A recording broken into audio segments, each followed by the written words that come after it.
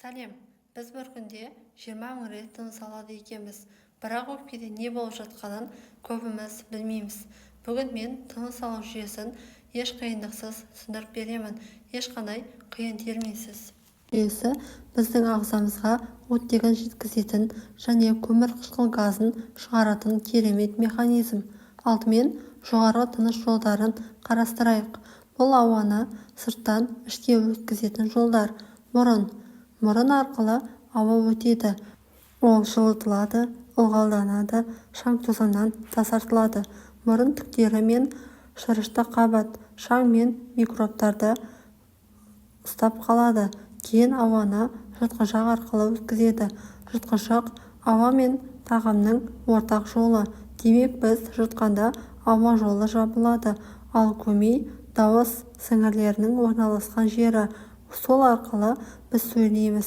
Көмей қақпағы эпиглоттис жұтқанда ауа жолын жауып, тамақты дұрыс өткізеді. Төменгі тыныс жолдары. Өкпеге ауа жеткізетін жолдар. Кеңірдек ауа магистралы трахея деп аталады. оның шеміршек сақиналары бар. Ол кеңірдектің ашық қалуын қамтамасыз етеді. Кеңірдектен екі бөлінетін бұрынықтар бар. Оң және сол бұрынық. Олар өкпенің әр бөлігіне ауа таратады. Бұрынықтар тармақталып кішкентай түтікшелерге, бронхиолаларға бөлінеді. Соңында ауа өкпеге жетеді. Өкпенің ішінде мыңдаған кішкентай көпіршіктер, альвеолалар бар. Мұнда газ алмасу жүреді. Оттегі қанға өтеді, ал көмірқышқыл газы сыртқа шығарылады. Тыныс алу тек өкпе арқылы болмайды. Бұлшықеттер де қатысады. Бастысы диафрагма. Диафрагма төмен түссе, өкпе кеңейіп, біз дем аламыз. Жоғары көтерілсе, ауа сыртқа шығады. Сондай-ақ қабырға аралық бұлшықеттер дем алуға көмектеседі, әсіресе физикалық күш жұмсағанда. Қарапайым тілмен айтсақ, дем алу өкпе, диафрагма, қабырға бұлшықеттерінің бірлескен жұмысы. Альвеолаларда газ алмасу жүреді. Оттегі ауа арқылы альвеолаға түседі, сосын капилляр арқылы қанға өтеді. Көмірқышқыл газы керісінше қаннан альвеолаға өтіп, сыртқа шығарылады. Бұл процесс әр секунд сайын миллиондаған рет жүріп отырады. Сондықтан дұрыс тыныс алу өте маңызды.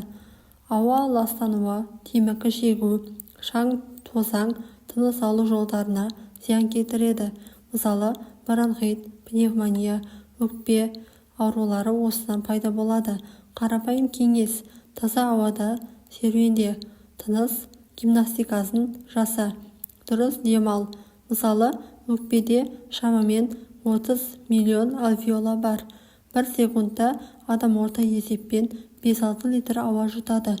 Көп адам тек өкпе дем алады деп ойлайды, бірақ диафрагма мен қабырға бұлшықеттері болмаса, дұрыс дем ала алмаймыз. Қарапайым көрінгенімен тыныс алу жүйесі өте күрделі.